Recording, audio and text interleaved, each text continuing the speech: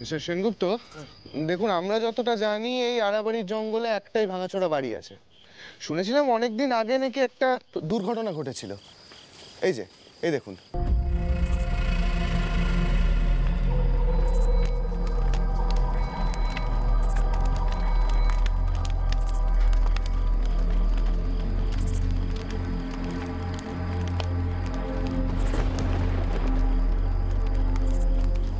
সত্যি তো, আগুন জ্বলছে। তার মানে ওই ড্রাঙ্ক লোকগুলো কিছু ভুল বলেনি, নিশ্চয়ই ভেতরে কেউ আছে। ফুলকি, বাইরে আমি কিছু মানুষের কথার আওয়াজ শুনতে পাচ্ছি, তুমি শুনতে পাচ্ছ? আমি আর আশা করতে পারছি না স্যার। আগের বার মা কালী যা কষ্ট দিল, এই লোকগুলোও চলে যাবে দেখবেন, আমাদের ভূত ভাববে। সে কখন থেকে তো মা কালীকে ডেকে যাচ্ছি, শুনছে, উল্টে আগের লোকগুলোকে আমাদের ভূত ভাবিয়ে দিল। মা কালী তো তোমার ডাক শুনেছেন ফুলকি, তাহলে কি আমার জ্ঞান ফিরত?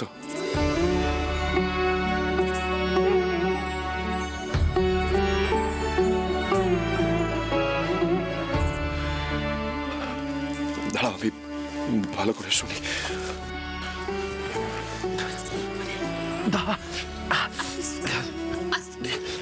ভেতরে কেউ আছো? আমি অংশুমান সেনগুপ্ত, নবাবগঞ্জ থানা সেকেন্ড অফিসার। প্লিজ ভেতরে কেউ থাকলে সাড়া দাও। দাদা ভাই, মা কালী নিশ্চয়ই দাদা ভাইকে পাঠিয়েছে। জয় মা কালী, জয় মা। অংশুদা, আমরা ভেতরে। অংশুদা, শুনতে পাচ্ছ? রোহিতের গলা। রোহিত, তার মানে রোহিত, ফুলকি, তোমরা এখানে আছো? ও মাই গড, এটা কি করে ঘটলো? তোমরা ভিতরে কি করে আটকে পড়লে? দাদা ভাই, দাদা ভাই, আমরা এই বাড়ির ভেতর আটকা পড়ে আছি। এই বাড়ির ছাদের একটা অংশ ভেঙে পড়েছে, বাইরে যাওয়ার কোনো রাস্তা নেই। আমাদের বাঁচাও দাদা ভাই, আমাদের বাঁচাও।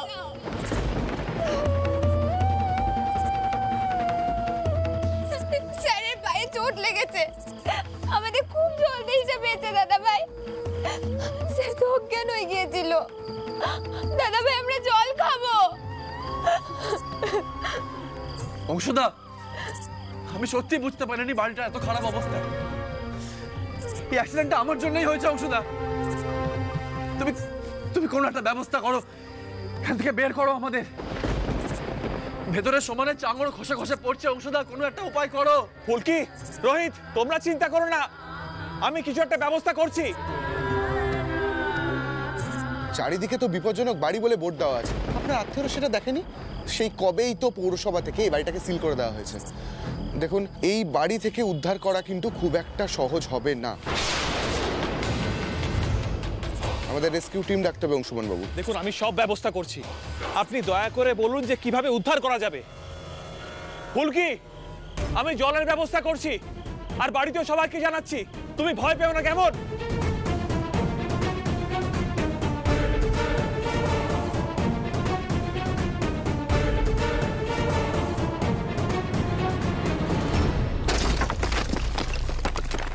অংশুমান বাবু, সাবধানে।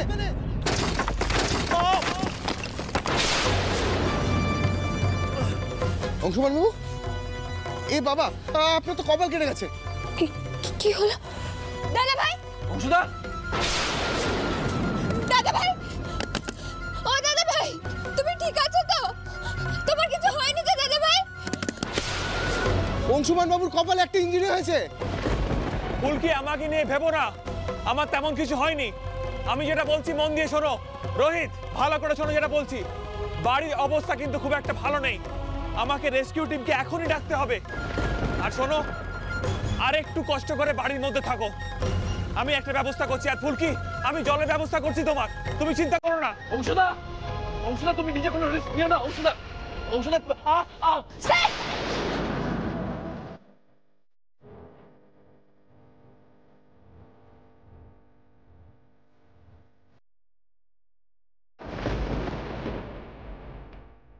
অংশুদা, আমরা যখন এতক্ষণ সার্ভাইভ করেছি, পারবো, আরো কিছুক্ষণ সার্ভাইভ করতে পারবো আমরা।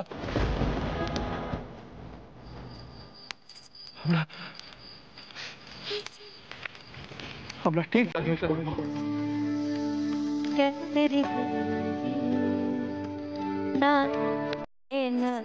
ঠিক সার্ভাইভ করবো।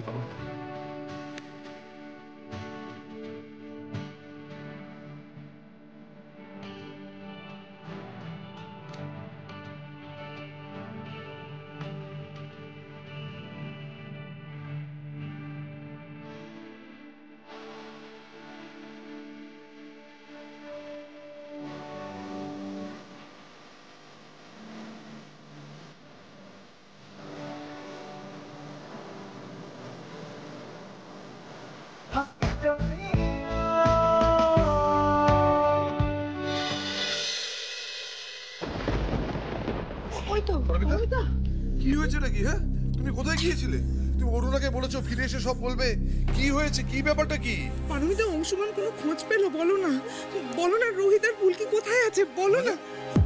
দাদা দাদা, আমি আপনাকে এতক্ষণ কিছু জানাইনি। রোহিত আর ফুলকি কি হয়েছে? আরে কেউ আমাকে কিছু বলবে, রোহিত আর ফুলকি কি হয়েছে? বাবা, ভাই দুপুরবেলা হঠাৎ ফুলকিকে ফোন করে বাইরে ডাকে, ফুলকিও বেরিয়ে যায়।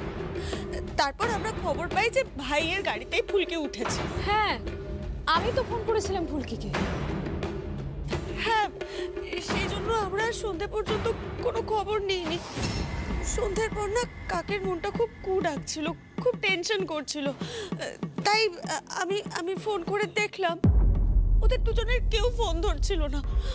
তখন খুব টেনশন হচ্ছিল, বাড়িতে কেউ ছিল না। তাই আমি অংশুর কাছে গেছিলাম সাহায্য চাইতে। তারপর অংশু ওই ফোনের সিগন্যাল ট্র্যাক করে, ওই করে আমরা আড়াবাড়ির জঙ্গলের কাছে গিয়ে ভাইয়ের গাড়িটা পাই। কি? আড়াবাড়ির জঙ্গল? হ্যাঁ, সে তো অনেকটা দূরে। রোহিতদের কোনো খোঁজ পাওয়া গেল? মানে কোথায় ওরা? ওদের কোনো খোঁজ পাওয়া যায়নি। গাড়ির মধ্যে ভাই আর ফুলকির ফোনটা রাখা। ওকে জোর করে অংশ এখানে পাঠিয়ে দিল। ওখানে লোকাল থানার পুলিশরা এসছে। অংশুরা জঙ্গলে ঢুকছে। আমি ইচ্ছে করে তখন তোমাদের কিছু জানাইনি। কাকি তুমি চিন্তা করো না, অংশুরা ওখানে সব পুরো এলাকাটা দেখছে।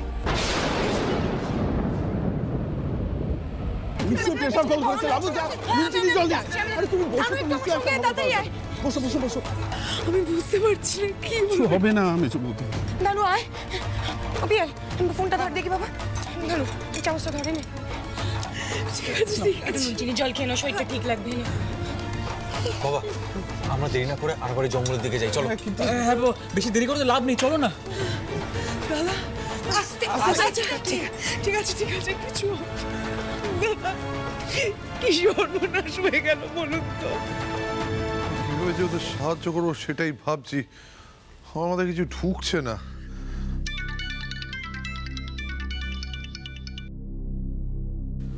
অংশুমান ফোন করেছে না? অংশুমান, বাবা রোহিত আর ফুলকির কোনো খোঁজ পেলে? মাস্টারমশাই, এদিকে একটা সর্বনেশে কাণ্ড ঘটে গেছে। রোহিত আর ফুলকি আড়াবাড়ির জঙ্গলে একটা ভাঙা বাড়ির মধ্যে আটকে পড়েছে। বাড়িটার ছাদটার একটা দিক ধসে পড়েছে মাস্টারমশাই, বেরোনোর আর কোনো রাস্তা নেই। বাড়িটা বিপজ্জনক বাড়ি ছিল, ওরা সেটা খেয়াল করে। রেস্কিউ টিম ছাড়া ওদের উদ্ধার করা সম্ভব নয় মাস্টারমশাই। কি হয়েছে দাদা? অংশুমান কি বলছে? অংশুমান, আমি তোমাকে একটু পরে ফোন করছি বাবা, একটু পরে ফোন করছি। হ্যাঁ,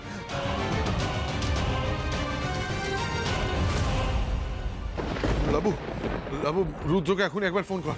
কিন্তু কি হয়েছে সেটা তো বলবে বাবা। সর্বনাশ হয়ে গেছে মা, সর্বনাশ হয়ে গেছে। রোহিত আর ফুলকি আড়াবাড়ির জঙ্গলে একটা বিপজ্জনক বাড়ির মধ্যে ঢুকেছিল, সেখানে ওরা আটকা পড়েছে, বাড়িটা ধসে পড়েছে। বেরোবার পথ খুঁজে পাচ্ছে না, রেস্কিউ টিম লাগবে। কি বলছেন কি দাদা?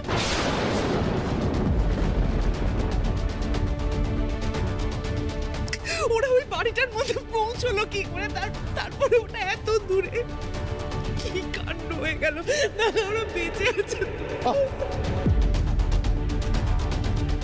বেঁচে থাকবে না কেন? এসব কথা ভাবছো কেন?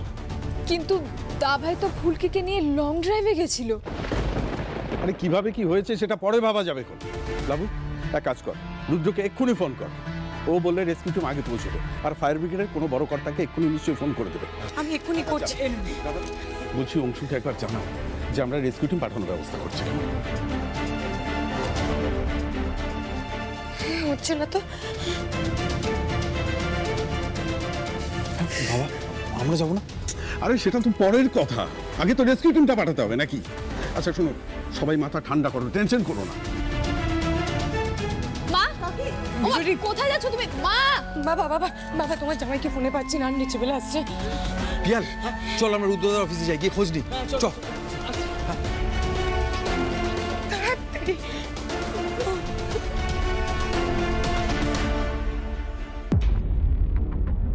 আরাবাড়ির জঙ্গলে একটা বিপজ্জনক বাড়ির মধ্যে রোহিত আর ফুলকি আটক হয়ে আছে। উদ্ধারের জন্য তোমার সাহায্য নেওয়া হবে, দমকল, রেস্কিউ টিম সব যাবে। তুমি যা করার করো।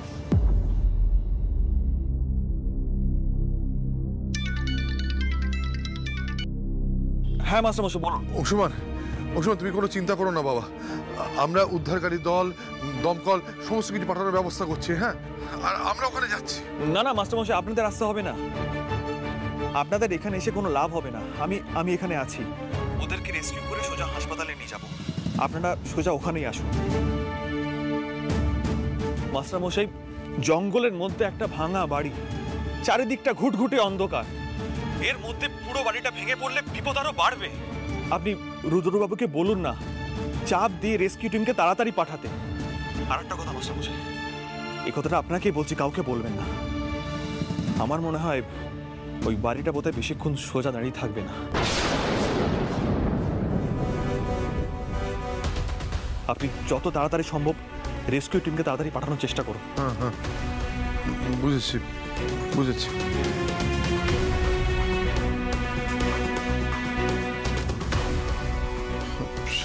শানু, তুই একটু তমালদের কাছে খোঁজ নে তো, ওরা রুদ্রর সঙ্গে যোগাযোগ করতে পারলো কিনা, খোঁজ নে।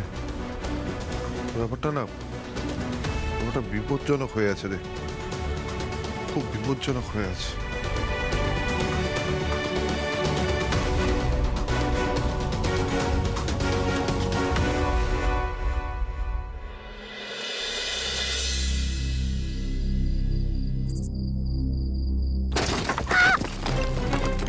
কি হলো? তোমার মাথায় তো চোট লেগেছে। সরে এসো, এদিকে সরে এসো, জায়গাটা সেফ না। সরে এসো। স্যার স্যার স্যার, আপনি পা নাড়াবেন না, নাড়াবেন না পাটা। দাদা ভাই, দাদা ভাই, ও দাদা ভাই, তুমি কি আছো? উদ্ধারকারীদের রাস্তার কতক্ষণ লাগবে গো? স্যার তো পায়ে খুব চোট লেগেছে। ও দাদা ভাই। আমি লোকাল থানার অফিসার সুশান্ত রায়। অংশুমান বাবু এখানে নেই। রেস্কিউ টিম যাতে তাড়াতাড়ি আসে সেই ব্যবস্থা উনি দেখতে গেছেন। আসলে এই জঙ্গলের মধ্যে উদ্ধারকারী দলে আসতে একটু সময় লাগবে। একটু তাড়াতাড়ি করুন না, স্যার খুব কষ্ট পাচ্ছে, স্যারের পায়ে খুব লেগেছে, একটু তাড়াতাড়ি করুন।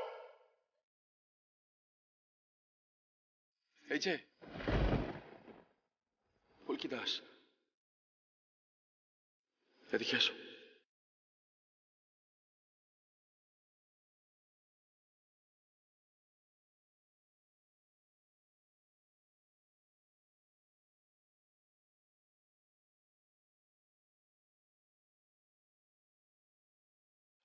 স্যারের পা নিয়ে এত ব্যস্ত হতে হবে না। তোমার স্যার তো এককালে বক্সিং করতো, প্রচুর হাড় ভেঙেছে, লিগামেন্ট ছিঁড়েছে, এইটুকু যন্ত্রণা সহ্য করার অভ্যেস আছে। যন্ত্রণা সহ্য করার ক্ষমতাটাই তো বাড়াতে হয়। ভেঙেছে বলে মনে হচ্ছে না, স্প্রেন লেগেছে ভালো রকমের।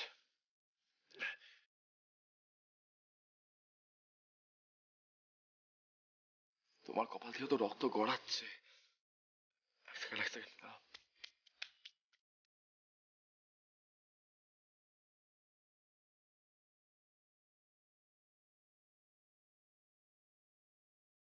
মা কালী, স্যার কত পাল্টে গেছে। ছাদ ভাঙার আগে কিভাবে আমার উপর চেঁচামেচি করছিল, এখন এই নিয়ে আর কিছু বলে লাভ নেই ফুলকি দাস। স্যার যত্ন করছে, রক্ত মুছে দিচ্ছে। আর কিছু ভাবিস না এখন। মা কালীও না খুব অদ্ভুত।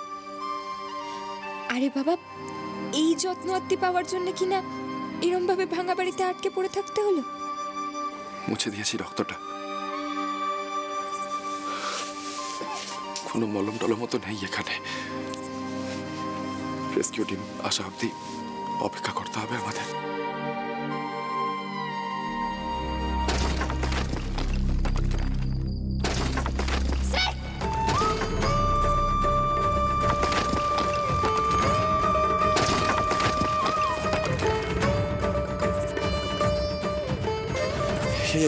এখানে বসা যাবে না ফুলকি। এই চামড়টা যদি আমাদের মাথায় পড়তো।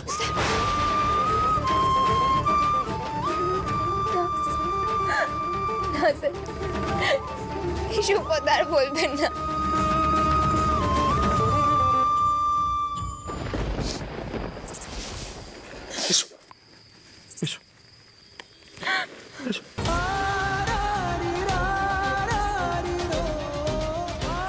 ভয় নেই,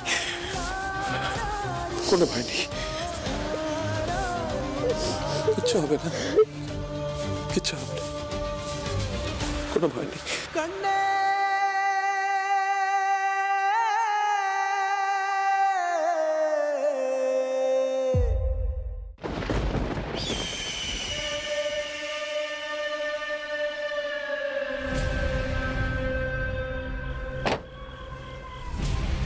হ্যাঁ শালিনী, বলো ওদিকে কি খবর?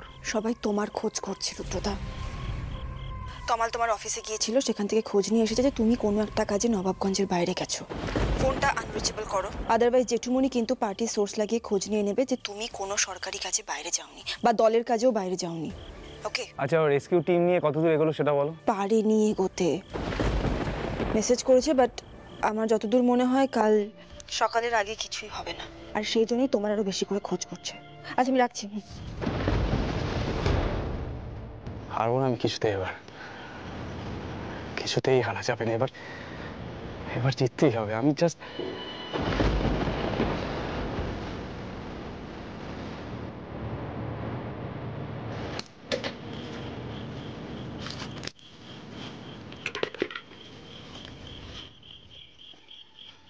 দাদা এখন ডাকলেন যে? দাদা আমি কিন্তু আপনার কথা মতো ওই উদ্ধারকারী দল যাতে দুম করে আড়াবাড়িতে না পৌঁছতে পারে তার ব্যবস্থা করেছি। কাল সকালের আগে মনে হয় না ওরা ওখানে পৌঁছতে পারবে, আর ততক্ষণে রোহিত স্যার আর ফুলকি দাস দুজনেই শেষ হয়ে যাবে। ওই ভাঙা বাড়িতে জল টল না পেয়ে কতক্ষণই বা বাজবে। আমি চান্স নিতে চাইছি না, কোনো এত কথা বলে যাচ্ছ কেন? আমি তোকে জিজ্ঞেস করেছি, আমি যেটা বলবো সেটা ফলো করবে, বুঝতে পেরেছো? একটা কাজ করো, কাঁথি যাও, ওখানে আমার নাম করে ওখানে যে রেস্কিউ টিম আছে ওদেরকে কোথাও একটা পাঠাও। অবশ্য ওরা ফিরে চলে এলে আবার রেস্কিউ টিমের নিয়ম অনুযায়ী আড়াবাড়ি জঙ্গলেই যাবে। আচ্ছা, একটা কাজ করো তো, ওদেরকে ওই ঝড়া বস্তির দিকে পাঠাও, ওখানে তো ভাঙা অলরেডি কিছু বাড়ি আছে, ওখানে পাঠাও, বুঝতে পেরেছো? মোট কথা যে করে হোক ওদেরকে এনগেজ করো। আমি নিজের ফোনটা নট রিচেবল করে রাখছি, কেউ যোগাযোগ করতে পারবে না, সমস্ত কাজের দায়িত্ব তোমাকে দিলাম। প্লিজ ঝুলিও না ভাই, হাত জোর করে বলছি। এবারে যেন ওই আড়াবাড়ির জঙ্গল থেকে রোহিত রায় চৌধুরী আর ফুলকি দাস জ্যান্ত অবস্থাতে না বেরোতে পারে, দেখো। ঠিক আছে দাদা, আমি দেখছি দাদা।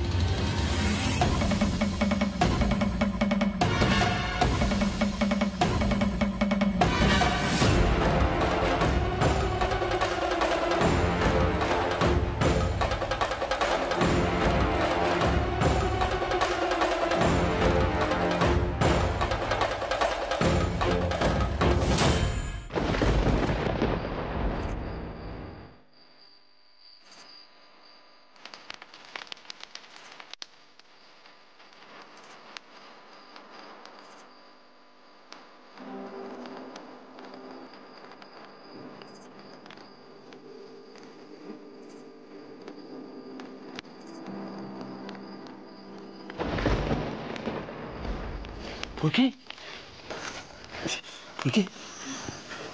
কি হচ্ছে ফুলকি? কষ্ট হচ্ছে?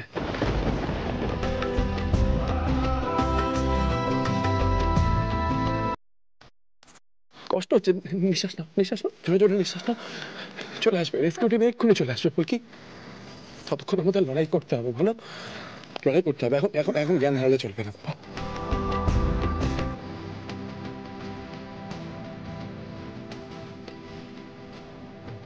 না না না না না না, ফুলকি ফুলকি ফুলকি ফুলকি, দেখো আমাদের, দেখো দেখো আমাদেরকে দেখো। যুদ্ধক্ষেত্রে যখন সৈন্যরা যুদ্ধ করে তখন ওদেরকেও অনেক সময় অনেকক্ষণ জল ছাড়া থাকতে হয়, কিন্তু কিন্তু ওরা বেঁচেও থাকে, সজ্ঞানেও থাকে। এটা তো একটা যুদ্ধ ফুলকি, এই যুদ্ধে আমাদের জিততে হবে। আমরা বক্সার না, আমরাও তো লড়াই করি ফুলকি। বলেছিলাম না, বক্সিং শুধু একটা খেলা নয়, জীবন যুদ্ধ। এই যুদ্ধে আমাদের জিততে হবে, হেরে গেলে চলবে না ফুলকি, হারলে চলবে না ফুলকি। এতক্ষণ তুমি একা একা লড়েছ, আমাকে বাঁচিয়ে রেখেছ, এখন তুমি হেরে গেলে চলবে বলো? একদম না, একদম না।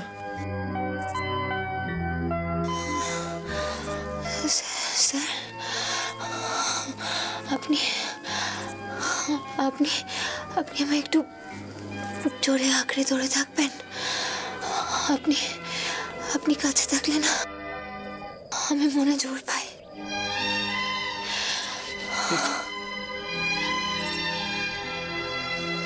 এই তো আমি, এসো এসো।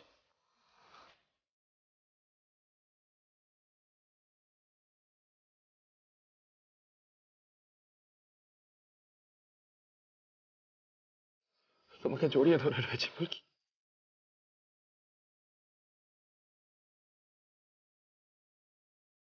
এই মেয়েটাকে অবিশ্বাস করলাম আমি, ভাবলাম ফুলকি আমাদের ক্ষতি করতে পারে। ছি ছি ছি, রুদ্রকে ফুলকির নামে এত বাজে কথা কে বলেছে সেটা জানতেই হবে। একবার এখান থেকে উদ্ধার পাই, উদ্ধার তো পেতেই হবে ফুলকির জন্য। ওর লড়াইটা আমি ব্যর্থ হতে দিতে পারি না, কিছুতেই না।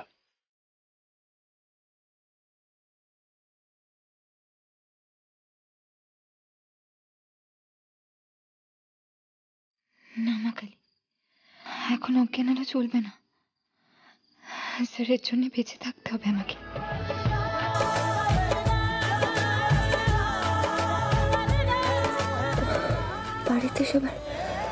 বাড়িতে সবার কি অবস্থা কে জানে।